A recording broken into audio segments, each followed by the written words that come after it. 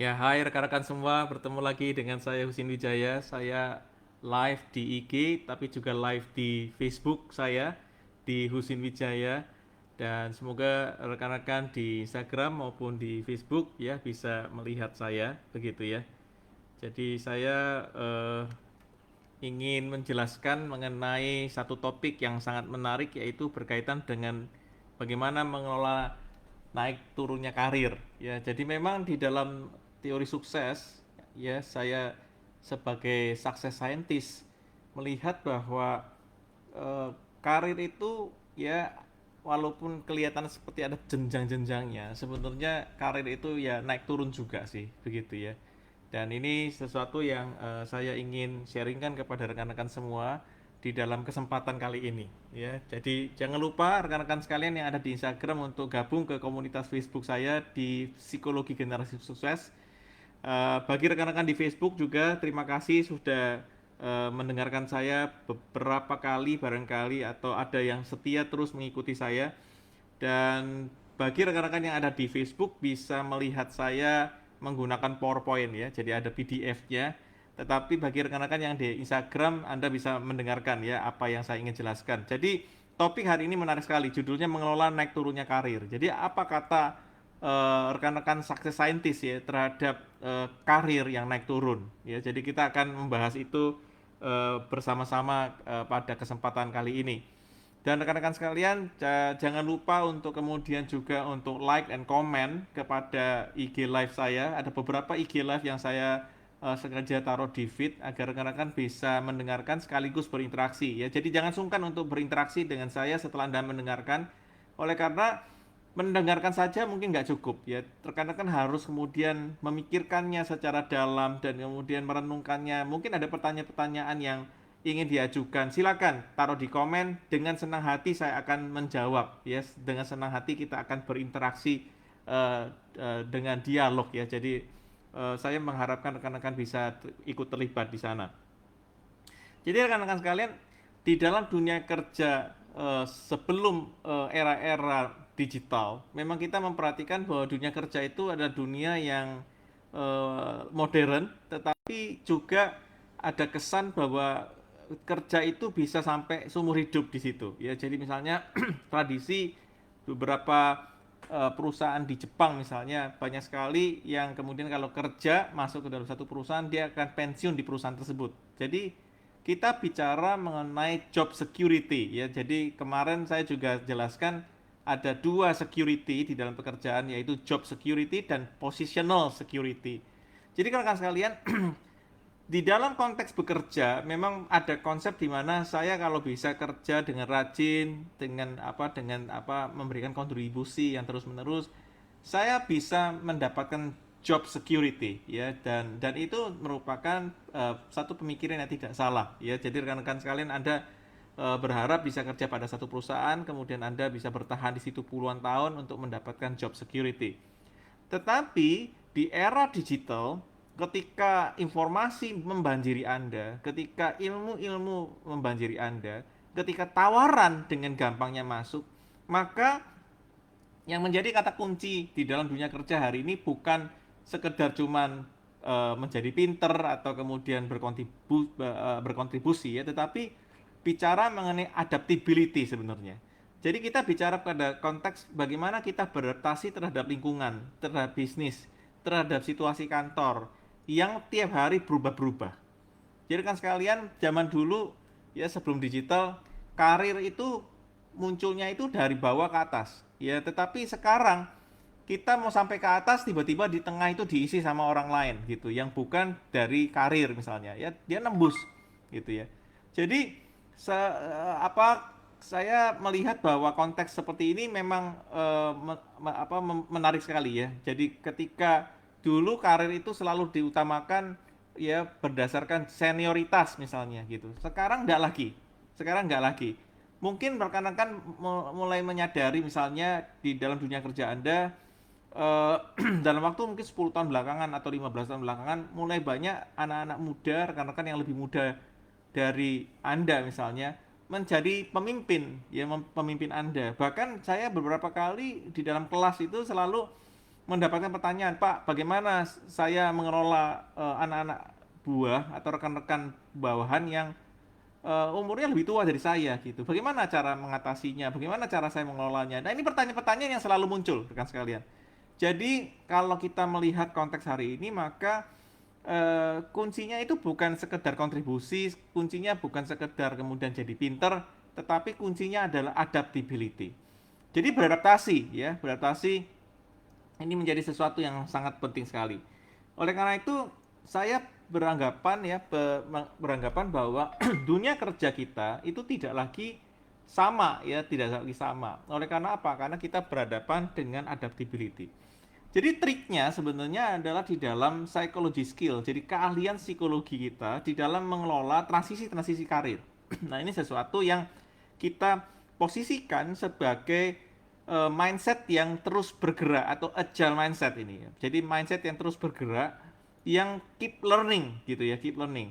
Jadi kalau kita ingin menjadi orang yang sukses di dalam berkarir, berdasarkan penelitian-penelitian daripada success scientist yang saya pelajari, yang saya tekuni, saya berinteraksi baik melalui sosial media maupun tidak, maka saya menemukan fakta bahwa hari ini ya kemampuan psikologi, keahlian psikologi untuk mengelola diri, emosi, cara berpikir, cara belajar dan seterusnya itu akan membantu rekan-rekan untuk beradaptasi ya, beradaptasi dengan lingkungan baru ini. Nah, jadi saya ingin memberikan beberapa tips, ada 4 tips yang menarik sekali yang dikemukakan oleh seorang konsultan ternama ya dari Amerika. Dia mengatakan bahwa market exist, dia mengatakan. Jadi pasar itu ada karena orang-orang itu merasa bahwa mereka memberikan produk yang dimaui oleh pasar tersebut. Jadi maksudnya adalah selalu mencari peluang untuk expanding ya, untuk mengembangkan karir Anda melalui apa? Melalui cara kita memberikan kebutuhan itu. Jadi cara kita untuk memenuhi kebutuhan pasar itu. Jadi maksudnya begini, kalau kita bicara pada konteks pasar, ada dulu kan orang selalu bicara produk oriented ya, berorientasi pada produk. Jadi membuat produk baru itu adalah bagian yang penting di dalam meningkatkan karir, expanding the market, expanding the career through product development. Jadi melalui pengembangan produk. Tetapi dalam perjalanan kemudian produk menjadi generik, akhirnya muncul service gitu ya, muncul layanan. Nah, service development atau pengembangan layanan ini merupakan kunci untuk meningkatkan diferensiasi untuk expanding the market gitu. Nah, sehingga tadinya kamu punya kemampuan membuat produk jadi, produk physical, sekarang kamu diminta untuk lebih memahami tentang pelayanan ya yang sifatnya intangible, sifatnya tidak berwujud begitu ya. Jadi kan sekalian, pada konteks seperti ini maka diperlukan satu posisi psychological skill atau keahlian psikologi untuk lebih agile, untuk lebih keep learning gitu di dalam konteks perpindahan ya, expanding the market tadi dari produk menuju ke service, misalnya ke pelayanan. Itu yang pertama. Dan kedua adalah ketahuilah kekuatanmu. Ya, jadi dari awal kalau rekan-rekan mengikuti psikologi generasi sukses ya, video-video saya sebelumnya, maka Anda tahu bahwa saya berkali-kali bilang bahwa mengelola kekuatan lebih baik daripada mengelola kelemahan. Karena kelemahan itu mau dijadikan kekuatan untuk lama. Sedangkan kekuatan itu sudah modal, kamu tinggal kembangkan menjadi super.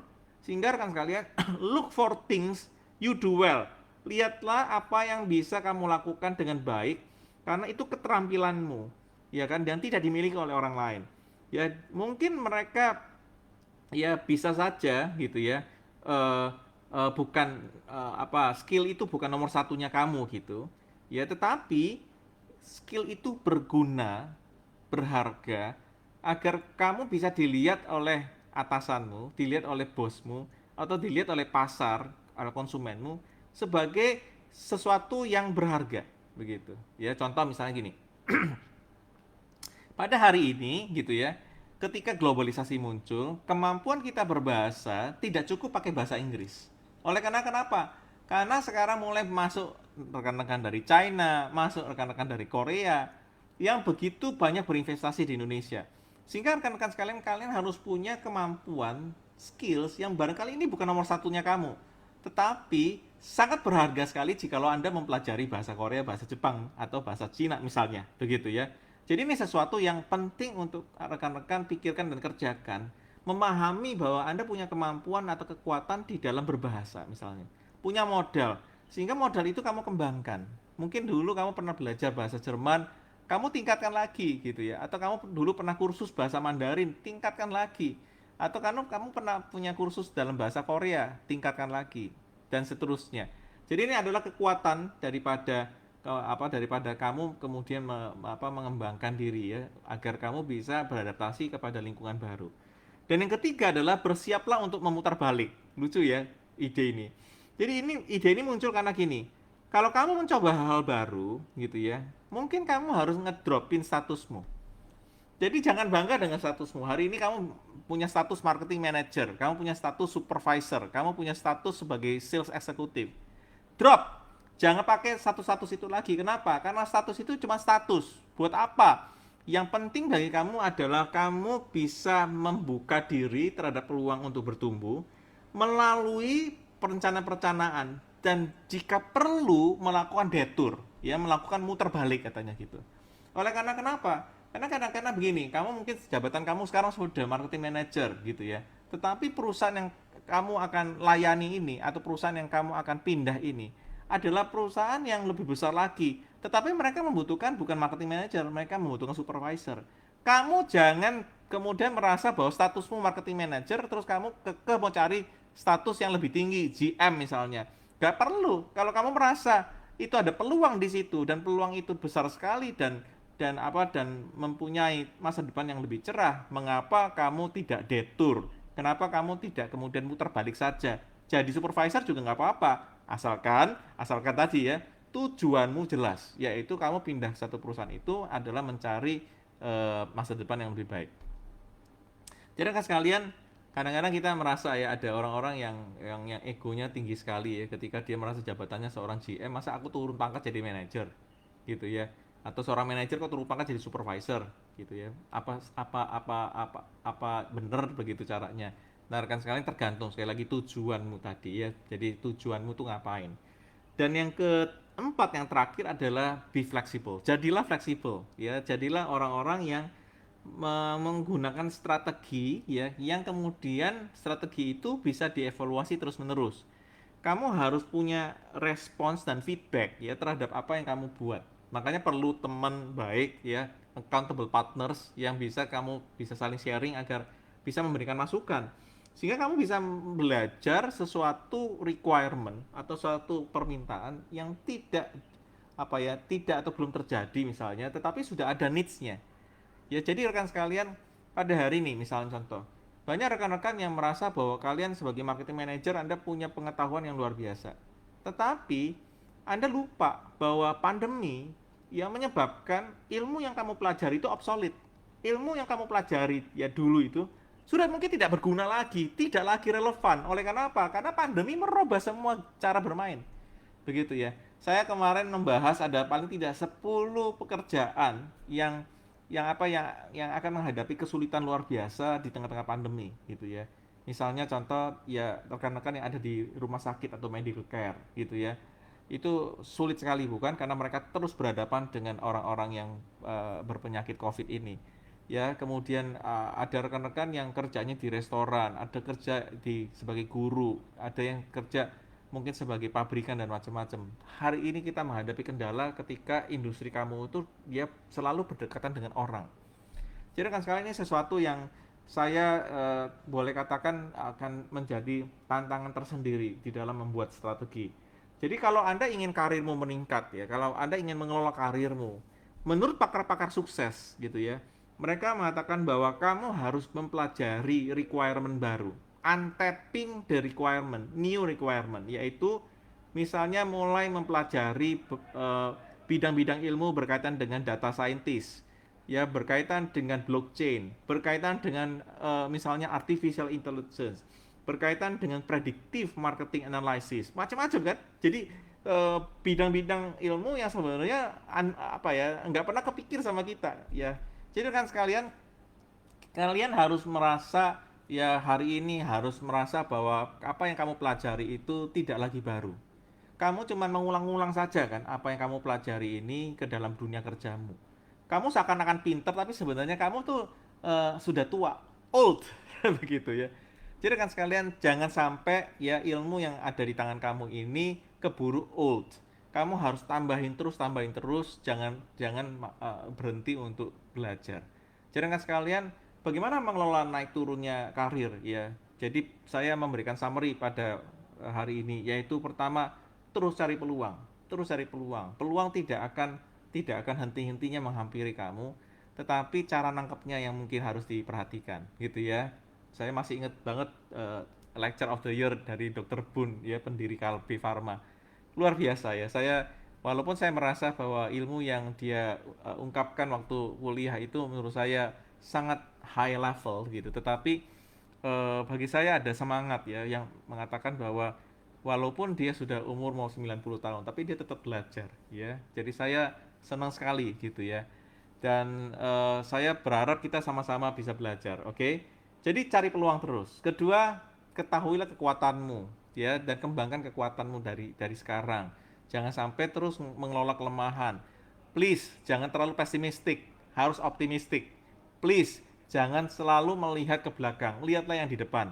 Please, ya kan, layanilah pelangganmu dengan baik, belajarlah sama mereka, karena mereka akan memberikan kepada kamu kekuatan yang baru, gitu ya. Ya, jadi rekan-rekan sekalian terima kasih ya. Jadi silakan bagi rekan-rekan yang ingin berinteraksi dengan saya, silakan ajukan pertanyaan saja, nanti saya akan jawab gitu ya. Dan kita akan bersama-sama eh, belajar. Jadi bagi rekan-rekan yang melihat IG live saya, rekamannya, Anda boleh kemudian bertanya di status dan nanti saya akan merespons ya. Silakan saja. Jadi rekan-rekan sekalian, bersiaplah untuk muter-muter balik ya. Jadi kenapa? Karena hari ini tidak ada status yang mantep. Kamu marketing manager, besok bisa jadi kamu supervisor. Mungkin hari ini kamu supervisor, mungkin besok kamu jadi general manager. Apapun itu, rekan sekalian, status is status, jangan terlalu pusingin. Yang penting bagaimana kamu bisa ya berinteraksi ya dengan dirimu sendiri, mengalahkan dirimu sendiri. Belajar terus-menerus. Percayalah bahwa ilmu yang kamu punya hari ini hanya bisa bertahan pada hari ini, tidak untuk besok. Jadi kan sekalian, ilmu kita akan berubah-berubah bukan? Jadi jangan sampai kita kemudian lengah gitu ya, dan kita harus belajar sungguh-sungguh. Yang terakhir, jadilah fleksibel. Ya, fleksibel dimaknai sebagai apa ya, strategi yang bisa dievaluasi terus-menerus. Jangan merasa bahwa strategi yang Anda buat itu selalu sukses. Walaupun tahun lalu mungkin sukses, begitu ya. Tapi kita harus waspada. Ya, waspada bahwa strategi ya selalu ada bolong-bolongnya dan kita tahu bahwa bolong-bolong ini ya bahkan kadang-kadang kita nggak tahu gitu. Jadi sekalian untap requirement ya, jadi carilah requirement baru ya, new requirement, maksudnya nyarilah ilmu baru untuk kemudian terus-menerus membekal diri Anda untuk menjadi orang yang lebih sukses di dalam dunia karir. Jadi intinya di dalam dunia karir bukan masalah job security, tetapi lebih kepada positional security. Jadi keamanan di dalam pekerjaanmu ditentukan oleh dirimu sendiri. Posisimu itu di mana? Bukan berdasarkan jobnya, bukan pada pekerjaannya atau statusnya. Kamu kalau ngandelin pekerjaan dan status, kamu akan segera hilang. Tetapi kalau kamu punya kemampuan memposisikan diri di setiap situasi melalui ilmu-ilmu baru, melalui cara berpikir yang lebih growth gitu ya, lebih bertumbuh, maka kamu akan menjadi orang yang lebih sukses. Ya, rekan sekalian, sekali lagi ya kunjungi subscribe komunitas saya di Facebook Group Psikologi Generasi Sukses, Psikologi Generasi Sukses, oke?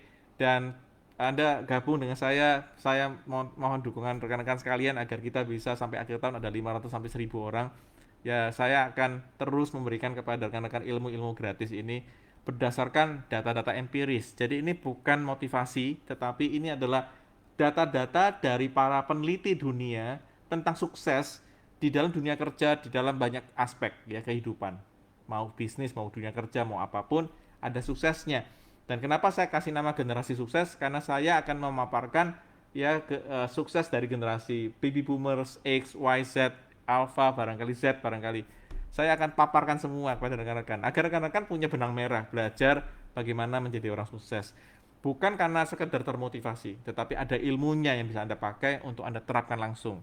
Jadi rekan sekalian PR buat Anda. Satu ya, mulai hari ini lihatlah peluang di sekitarmu. Cari peluang, terus cari peluang. Ya, bertemanlah dengan banyak orang. Ikutlah komunitas grup seperti psikologi generasi sukses saya. Belajar untuk mencari peluang. Kedua, ketahuilah kekuatanmu. Bikin list ya, 1, 2, 3, 4, 5, 6, 7, 8. Kemarin saya kasih PR 25 gitu ya, dari 25 pilih 5. Silakan ya. Kemudian bersiaplah untuk memutar balik ya. Status tidaklah membuat kamu stay di situ, tetapi status hanyalah pemberian. Bisa suatu ketika ditarik. Jadi oleh karena itu job security tidak lebih baik dari positional. Positional strategi lebih baik daripada job security. Jadi rekan sekalian, Anda harus bisa memposisikan diri kamu dimanapun Anda berada. Dan yang terakhir, be flexible. Oke, saya ulang-ulang sekalian. Jadikan ini PR buat rekan-rekan agar rekan-rekan bukan hanya mendengarkan, tapi melaksanakan. Mau sukses? Mau sukses nggak? Kalau mau sukses, ayo ya kerjakan PR-PR ini ya. Jadi fleksibel ya, terus melihat strategi-strategi baru dan kemudian belajar untuk memahaminya. Ya, terima kasih rekan sekalian. Sampai jumpa di lain waktu, dan rekan-rekan di Facebook Live. Terima kasih juga sudah melihat saya.